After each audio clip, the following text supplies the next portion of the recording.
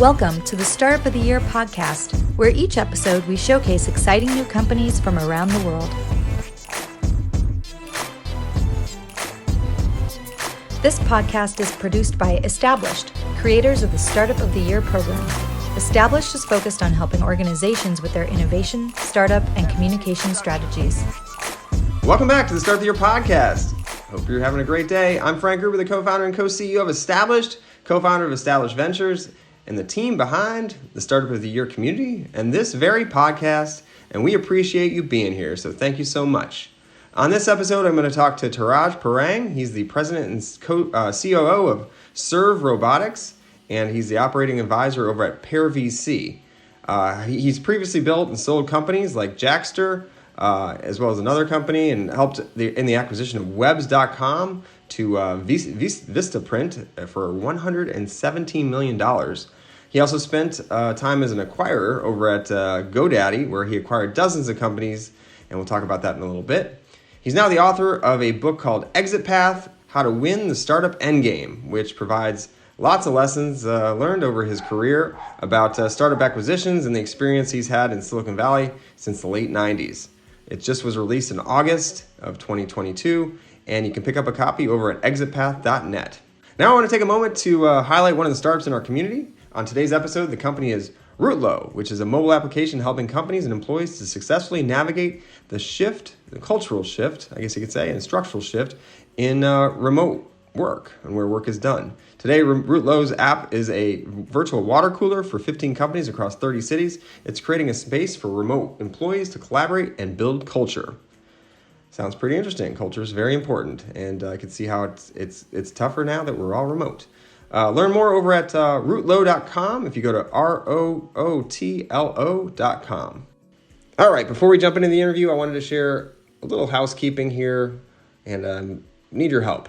It's that time of the year again where we're voting for panels that'll be at the South by Southwest Interactive Conference down in Austin, Texas in March of 2023. So I actually got a panel I submitted, and it's been accepted to be voted on, and now I just need your support. So the panel is called 2023 and Beyond, the Future of Startup Investments. So it's right up the alley of Startup of the Year and everything we're about. I've got myself on that as one of the folks that'll be kind of leading the conversation, but we've got a group of great investors, including Erica Dunning-Minahan from Rain Ventures, Aziz Galani from Mercury Fund, and we've got Cheryl Campos from Republic. And the idea here is that we're going to focus on kind of the history of the asset class venture capital and kind of dive into how that's changed over the years and how there's been a transformation in VC and the infrastructure, industrial structure there for startups, as well as how angel investing's been, risen to the point where now we can actually invest in things on crowdfunding platforms such as Republic and others. And thanks to the Jobs Act, that's become a possibility, and how it's just changed in general. And so we're going to reflect on the history of startup funding, explore the various startup investment types, and call out notable trends, and then obviously give a glimpse of what might come in the future, as well as gaining insights from these great investors on what they're looking for to land the deal, and or what they look at maybe declining a deal. So it should be helpful for any investors or any startups out there, as well as investors alike. So all I need is your support. So I just need your vote, and all you need to do is go to the website for the PanelPicker and sign up and cast a vote with a little upvote. You can vote for more than one panel, so it's not exclusive. You can vote for other friends of yours panels as well, and we just need your help here. So if you go to bit.ly/ESTSX23, and you do that before August 21st, you will help us get in there. So just again, it's bit.ly/ESTSX23. Really appreciate all your support. And hopefully we'll be down in Austin in March. Now let's take a second to catch up with Touraj Parang. Welcome, Touraj. Thanks so much for joining me. I really appreciate you being here today. Thank you, Frank. Glad to be here. I'm excited. Because you're on our podcast. You've got a new book out, and it's called Exit Path, How to Win the Startup Endgame. And that's something a lot of startups need to do. So I really, digging into the book and into your background, loved everything about it, because you've been a startup founder that's had a company acquired. You have jumped onto other companies to help them get acquired, and you've also been an acquirer. at GoDaddy. So I want to jump in first by kind of setting the base for all of our listeners. And we'll get to the book here shortly, and it probably is, something that you obviously has some overlap there too, but you founded your company Jaxtr back in 2008. You raised $20 million from a lot of notable investors. You grew the company to 10 million users, and then the financial crisis hit, and boom, you had to do something. I'd love you to take us back to that experience and share what you learned in some of those experiences. Yes, thanks. Yes, I guess I've had a pretty non-traditional career path, in Silicon Valley since the late 90s. I started out as a lawyer, and then I soon realized that my heart was in entrepreneurship, and I wanted to be an entrepreneur, but I hadn't quite worked up the risk appetite to be a full-time entrepreneur yet. So I kind of dipped my toes in the water first and became a VC, and sort of got my MBA on the job as a associate at a European venture capital firm that had started an office here in Palo Alto. After a few years of doing that, I actually went back to law and practiced corporate law for some couple of years, and then reconfirmed my initial hypothesis that I wanted to be an entrepreneur, and so started Jaxtr in 2005. And we kind of had an aha moment, which was the following. We knew that folks love to be on their mobile phones and love to call and text on their mobile phones, but it was super expensive. So at the time, this is the prehistoric pre-iPhone era, where you didn't have apps on your phone, and you had to pay an arm and a leg to send a text message. You paid per text message, and you also had to basically go bankrupt if you wanted to call long distance. And long distance was just between different area codes, not from a country to another country. We thought that internet could change that by transporting these packets over IP, voice over IP, we would call it. And we put this company together. And also we thought, hey, look, people love to be on their social network profile. So why don't we bridge the two, create a widget that you could put on your MySpace or Friendster profiles. These are pre-runners to Facebook, and have people call you and text you using those widgets. Lo and behold, we were onto something. So that's hence the reason we grew to 10 million users within the first year of actually launching the product and being very popular with investors, and having our, really our wish list of top tier investors that invested in us. So we were very lucky in that regard. We weren't alone. There were at least 3 other competitors which had very similar ideas. And we had a good run, all of us, from 2005 to 2008, 2009. And as you know, 2008, 2009 was a pretty bad time in Silicon Valley in the tech world, right? Definitely. The Great Recession, right? And it was not unlike what we are experiencing today, right? So venture capital dried up, no one was investing, and it just was tough for us to raise another round. We tried. Our existing investors were not investing anymore, or they were looking at only portfolio companies who had reached that profitability, or had a profitability basically in their roadmap. We didn't, because our mission was grow. We wanted to get market share. And we couldn't also raise from new investors. So we had only 6 months of cash in our bank before we would go out of business. So we scrambled to find an acquirer. And I later learned that you need far more than 6 months to land a good sale. I mean, it was desperation at that point, right? So exactly. That's not a great position to be in, but you were able to pull it together. Worst possible position to be in. We were lucky enough to have at least even one acquirer, but that was the only acquirer. So they named their price. I would say it would be generous to label it as pennies on the dollar. Basically, no one really got anything out of that transaction other than we transferred some of the IP and user base to somebody else. So it was a really, really tough outcome for everyone. And I took 6 months to basically lick my wounds and see what happened. The problem was that those other 3 companies that I mentioned that had started at the same time, they all had incredible exits. One of them, Grand Central, got sold to Google and became Google Voice. Oh boy. Another one, Ribbit, they sold a year before we went down to British Telecom for £100 million before they had even launched the product publicly. Wow. And Georgia sold a couple of months after us to Telefonica for $200 million. So we were the outlier in the worst possible sense. And so I kind of reflected on that, and I realized that there was one big mistake, strategic mistake we made. And I tried to reverse that with my next startups with much more radically different results. What was that mistake? What was the thing that you didn't do in that situation? Yeah, as you may have guessed, it was the fact that we didn't pursue any partnerships or any acquirers. We were single. We really thought we had it figured out. We thought we were going for gold. We were on the path to IPO. We were a hot startup, and I would say arrogance and hubris set in a little bit. We were too comfortable, and we decided, look, we'll just focus on growing our business, and we don't need to distract ourselves with partnerships or strategic acquirers or things like that. We were just going to focus. That turned out to be a mistake. So all 100% growth, 100% right. growth, 100% yes. product. Yes. Okay, so yes. what would you say then to founders now, knowing what you know, when's the right time to be starting to think about, okay, have an exit path? Is it the beginning, middle? Should you always be thinking about that just in case? Like, what do you think is the right timing? Yeah, the TLDR on that is that yesterday should be the time you think about creating your exit path. You never know when another crisis is on the horizon, or where there might be an acquirer knocking on your door. So it's best to prepare before you need to be at that stage.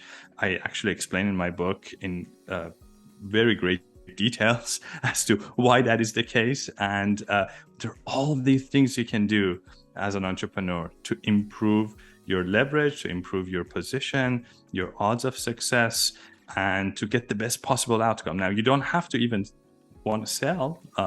Even in case of an IPO, if you have acquirers at the door, you turn out to have a much better IPO success. What I did basically with my next startup was that the first thing I did was get everyone to a strategic offsite. It seemed like a luxury and a bit of a distraction at the time, but I said, let's not repeat the same mistake I made in the past. So people luckily agreed. We went off to an offsite for a weekend. We examined where we wanted to be when we grow up and what we wanted to be a success scenario for us. And in that scenario analysis, acquisition was a very likely path. And we put the wish list of our acquirers on the board, started ranking them, started thinking about what would be appealing to them about us and why would they be appealing to us. And that exercise alone set in motion a course of events that 2 years later led to an amazing sale of that startup. This was webs.com. We sold it to Vistaprint. Yep. We were highly sought after by multiple acquirers, and we basically could name our price. And it was a very different outcome from my past company.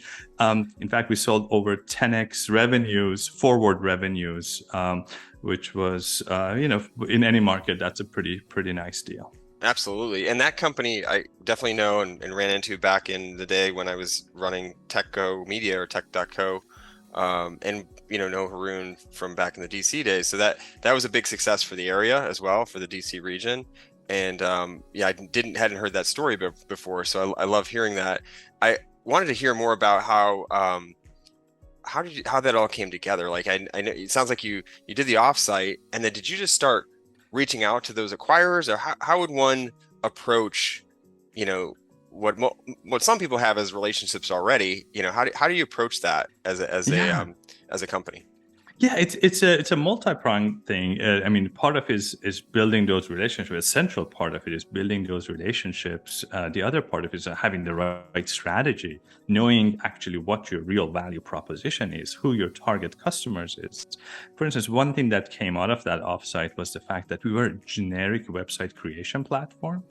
But then when we looked behind the data, we realized that one cohort of our customers were converting the most to paid users. They were staying the longest with us. So they were the most valuable cohort. And they actually tended to be the ones that complained the least. So across all metrics, this was a glowing cohort. And they turned out to be the small businesses. So we doubled down on small businesses. And then we also looked at, okay, if we were to be appealing to an acquirer in that space, like Vistaprint or Intuit, what would be the things that they would be looking for? We couldn't possibly gather enough customers or paying customers that would be meaningful to them, but what would be the other things, right? So what gaps of technology, for instance, would they have? What could we bring to them? And all of these led to a series of acquisitions of our own. I acquired a couple of companies. I inked strategic deals with other startups to complete our solution suite, to be a platform for small businesses to go digital, go online across web, mobile, and social. And so we created that kind of package that was very attractive to potential acquirers and also attractive to our customers. Now, to build those relationships, then we approached our wish lists and we started telling them, look, we are here, we are addressing the same customers. Perhaps we have things that you would want to put in front of your customers of this type or in this segment. And then we started having those conversations. A lot of them didn't immediately turn into a joint venture or co-marketing or anything commercial, but we got on the radar. And that was the critical part. Like, if you can establish frequent communications with someone and be on the radar, over time they start trusting you, you start building that confidence and rapport. And when they are in the market to acquire, you would be under consideration set. That's great advice. I call those breadcrumbs. You're dropping breadcrumbs for people to kind of come and take a nibble and stay connected and build that relationship further. So that's fantastic advice 100%. For anybody out there that's building their company. Let's move a little bit further down the timeline here with your work at GoDaddy. You came in there and did a lot of acquisitions with that company and your team there. Some of which were Main Street Hub, Newstar, yes. Which was a big company actually. Yes. .club and many others. And actually, we're very familiar with Newstar. We've worked with them and that team at Newstar when they were .co, yes. For that team as well. So very familiar there because we were back in the day tech.co. So so how can you share a little bit more about how you found the companies there that you wanted to ended up acquiring? Because I think now we're switching gears and we're on the other side of it. You're the acquirer, and it sounds like you did a little bit of that at webs.com too. But yes, share like from everyone. I want everyone to be in your position or in your shoes as you're looking at companies. What are you thinking about, so we can kind of think about it and reverse engineer success? Yes, and sort of maybe stepping back a little bit. The reason I went to GoDaddy was that the mission of GoDaddy really resonated with me. Again, we at webs.com, we pivoted to be a small business solution platform. And GoDaddy's mission was to tilt the global economy towards small business. So I felt like it was a natural sort of next step for me from Webs to go to GoDaddy. Also the team at GoDaddy, some of the folks that I had recruited to webs.com as advisors in the M&A process joined GoDaddy because their own companies got acquired by GoDaddy, or they were executives that were hired by GoDaddy. So I started seeing that they're putting together this kind of brain trust. This was right before the IPO. And when I kind of talked to the team, I just fell in love with the culture, with the mission. And so I joined. And really, what the corporate development in which I was a part of was responsible for was to complete sort of the set of solutions that GoDaddy was bringing to market and plan our strategy beyond the next quarter and the next year, even kind of long-term strategy, and think about various business units where they wanted to grow, and in fact add new business units such as telephony. Telephony was not even part of the GoDaddy solutions. That came to us through an acquisition that I did. So GoDaddy fundamentally has been known as a domain registrar, right? Somebody you go to get your domain name. And who gets a domain name, right? A lot of people with an idea. So nascent entrepreneurs, folks with just at the not even a napkin stage, right? This is the idea stage of a business. They go and basically get their domain name. So GoDaddy sees the ideas very early on, and those businesses are for GoDaddy to lose. So we have the first dibs on those small businesses. So the mission is, how can we then provide more and more solutions for these small businesses that have come to GoDaddy at pretty low customer acquisition cost because of the strength of the brand and hundreds of millions of dollars that have been invested in marketing, etc. We acquired customers quite cheaply, but then we weren't capturing the share of the wallet of the customer as much as, for instance, other folks in the small business sector were doing that. So a lot of these acquisitions we made was to complete the solution suite that GoDaddy was bringing to small businesses and make sure that they stay with us as much as possible and get as many services as they want in basically one-stop shop for everything they need for their small businesses to get online and to succeed online. Oh, that's amazing. It sounds like you're the perfect person for any startup that's trying to get acquired or build a acquirable company. It sounds like some amazing experiences you've had, and obviously we'll talk about the book in a second, but it sounds like a lot of that's been packaged up for others to read. So really exciting stuff. Now you're back. You kind of went full circle. Well, not totally. You did some lofts first, but you're back as a VC at Pear VC. And tell me a little bit more about what you're doing there, and then we'll jump right into the book. Yes, thank you. And I'm kind of wear two hats actually now. I am an operating advisor at Pear VC. Pear VC is a top tier early stage fund. Early investors in like seed investors in DoorDash, etc., Gusto, a number of very big companies now. And we've been around since 2014. And our thesis is really to back founders and support them at very, very early stages, kind of seed, even soil, we used to call it. This is like very nascent entrepreneurs who are coming out of Stanford, other colleges, and they just want to create basically something around an idea. So I am a mentor basically to the fund. I'm not an investing partner. I'm an advisor that helps on operational strategy, etc. with the fund. And my full-time day job, though, is being president and chief operating officer at Serve Robotics, which is a company that was started by a good friend of mine, and I helped spin it out of Uber and Postmates about 18 months ago. And what we do is we create these cute autonomous robots that do deliveries on the sidewalks right now. Oh, that's amazing. I love it. I didn't realize that. So that's really cool. And I definitely I've seen these robots written about and whatnot. And that's really, really cool. And that team has to be super excited to have you on board. I mean, I'm excited. I'm lucky to be with them. It's been a project. The project started under Postmates in 2017 as a special kind of project, and the team had done tens of thousands of deliveries in the LA area before we spun it out. So it was a very mature technology. And we are over 100 people now, and very excited by what we are doing because it's really has the potential to transform our cities and really bring a lot of efficiencies into the logistics space, making deliveries a lot more affordable, help small businesses following the same theme, right? And also help cities, help the environment. So yes, I'm very excited about that. I love that you have this thread throughout that we're very aligned with as well over here at Startup of the Year of helping startups and small businesses be successful. So I could go down that rabbit hole. I could also go down the rabbit hole of robotics because I just want to talk about robots. But we're going to continue on and talk about your book, Exit Path: How to Win the Startup Endgame. What inspired you? I mean, you kind of shared already, but just want to tighten it up. What inspired you the most to write this book? It was a kind of number of things. First of all, I felt that I'm in a very unique position. I've been in multiple seats around the table: lawyer, VC, a mentor to entrepreneurs, as well as a serial entrepreneur myself that have sold my companies as well as bought companies. So I feel like I've seen this from every angle.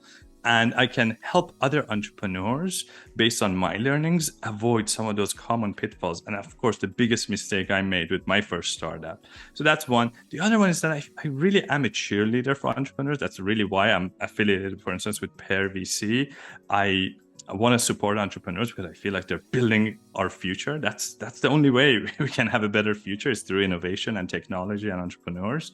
And if I can help even a couple of entrepreneurs tilt the odds of success in their favor. I've helped create a better world for my daughters, for our future. So a part of it is that just my desire to give back. I've learned so much from so many great entrepreneurs, and I wanted to share some of those learnings with others. Oh, that makes sense. I love it. That's great. And let's jump in. What is you kind of shared it there, but like, what's the one, like, if you could narrow it down, what's the one takeaway that you'd want people to, if they read the book and it's the one thing that resonates the most? Yes. I would say first and foremost for me, one of the biggest lessons in my life has been that relationships matter so much. So build relationships in business. Don't do anything alone. Get a co-founder, surround yourself with great advisors and great team members. And also that extends to your companies and startups. Surround yourself with strategic allies, other companies in the ecosystem. Get to know your ecosystem and be in front of them as much as you can be. So build those relationships. You never know how and when they can help you, but they will. And it used to be for me, I started as a lawyer, so words were all that important. And then I realized, numbers as a VC was a lot more important. And then I really finally come to realize that it's really the relationships. Every single opportunity I have had has been because of someone that I've known or a relationship that I have built. Companies don't do deals, people do. So that would be the number one takeaway. Of course, I provide very concrete, actionable steps on how to actually take actions against this advice. And I'm an introvert. Anyone, I think, can become a great relationship builder. It takes a little bit more effort for introverts like me, but then you get to actually, you can enjoy it and you can get out there and see the benefits of what others can bring to you and to your startup. No, that makes sense. That relationships matter. Agree 100%. How, with the shift in the work environment and just changes in general, COVID came and created some changes, and people have been dispersed around the country. They aren't all in the same place they used to be. What are some ways that you've figured out to kind of build those relationships? Because some may say it's gotten a little harder. I don't know. I'd love to get your take on that. Yes. I mean, COVID has changed the way we have been building relationships, of course. In some ways, it also has opened up other opportunities, other ways to interact with folks. I think it's made the virtual interactions a lot easier. Now, actually, the friction of having to get on a plane, go somewhere to meet with someone is less, because it's very, very common for you to just get on a video call, right? So in some ways, COVID has opened up new possibilities for relationship building. And now when we do get together, it's really special, right? I know, for instance, LA Tech Week is happening right now. I'm not there, unfortunately, because of some conflicts and complications, but I know the people who are going to be there are going to really enjoy getting to meet and get to know each other. But yeah, I think we adapt as human beings. We're quite resilient, and I feel like people have figured out their way around the remote work and social distancing stuff. So, but hopefully we are on the tail end of that, and we'll be doing a lot more networking in person as well. Yeah, definitely agree. It's making in person a lot more special than it used to be, and when you do get that chance, it's people are excited to be back together. So I love that. Absolutely. Okay, so maybe we're almost at time here. Maybe tell us a little bit more about some of those actionable steps. You don't have to share all the secrets, because people can go get the book, but maybe outline a few of those things that people should be doing if you're a founder or a startup in the on the founding team, as you're looking for options and thinking about strategy for how to have that exit path, even though maybe that's not what you're thinking about right now. Just so you have it in your back pocket. Yeah, I can actually take you through the process. I think the process first and foremost starts with a mindset, understanding why an exit is important, regardless of where you are, what size of a startup you have, whether or not you ever intend to sell your startup. Kind of really understanding why this exercise is important to create that exit strategy and implement some steps towards executing it. One statistic that I share with founders is that for every IPO, there are 30 acquisitions. And most startups don't even make it. They don't survive beyond the 5th year. Venture-backed startups, 70% of them don't even return the money invested in them. So the odds are pretty bad for any entrepreneur that goes into the startup world. But we do it because we have a mission. We believe that there's something we can do to change the world, to bring a product or service to the market. And so connect with that mission and understand that part of executing against it is having a realistic view of what the future holds. And an acquisition could be very much part of the picture for you. So kind of adopting that mindset, really understanding the stats, and then the next step is, okay, well, if it is true, if you're believing that there's an acquisition in possibly in your future, then what are the things you can do to make that come to fruition or have the best possible shot at it? That's kind of the offsite I was talking about, creating that exit strategy, and the blueprint of what a successful exit would look like. Sorry, I interrupted you. Yeah, no, that makes sense. Yeah, and I think that shift in mindset's important because, like, some founders, like you mentioned, even when you started your other company, your Jaxtr, yeah, you didn't have that mindset to begin with, and obviously you learned to kind of take that approach. And it's not a knock on you or your company. I think that's the big thing, right? It's not a knock on your, gravitas, what you're trying to do, right? Like, absolutely. Failure can be a great teacher, right? If you're willing to learn from it. And to me, that was an excellent learning opportunity.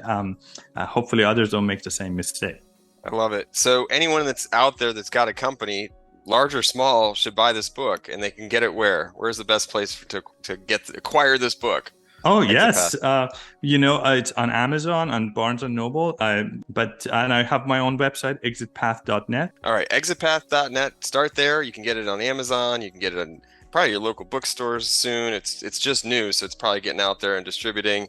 And then also Barnes & Noble, like, just do a quick Google search and you'll find it. You can also, is there an audio portion? Audio version is coming out in November. Excellent. Awesome. Love that too. So you can look for that. But it sounds like anybody that has a company should get this book now and start thinking about the mindset that they need to be in, so you have an exit path if you need it. It's always good to have that. So appreciate you taking the time today. Where can people connect with you if they wanted to shoot you a note or connect with you, had a question or whatever? I'm very active on LinkedIn, becoming more and more active on Twitter. And on Twitter, I'm at Touraj, Touraj, and LinkedIn is Parang, Parang. All right. Thanks so much, Touraj Parang, for being here. It sounds like it's a great book, and we're looking forward to all of our listeners checking it out. So appreciate your time. Thank you, Frank. All right. Thanks so much, Touraj. I appreciate that interview. All those startup founders out there, you should check that out. If you got a dream of selling your company, you should definitely check it out now. All right. If you enjoyed the conversation, please do share it with your friends. We find it helpful to help others. So please help others by sharing. Sharing is caring. And we really appreciate you being here today. As always, if you have a startup idea or want to get it going, today is the best day to start up. Not tomorrow, not the next day. We don't know what's going to happen in the world. Get it going, get it started. And in doing so, I encourage you to join our community for access to support, expert advice, and all the resources that you need to elevate your startup by simply going to startupofyear.com. That's our startup community. And you can apply over there. Just go to startupofyear.com and find the application and join the community today. Until next time, I'm Frank Gruber. Don't forget to hug your loved ones out there. Good luck starting up, and thanks for being here. Have a great day. Thanks for listening to the Startup of the Year podcast. Be sure to subscribe, and we'll be back with another episode soon.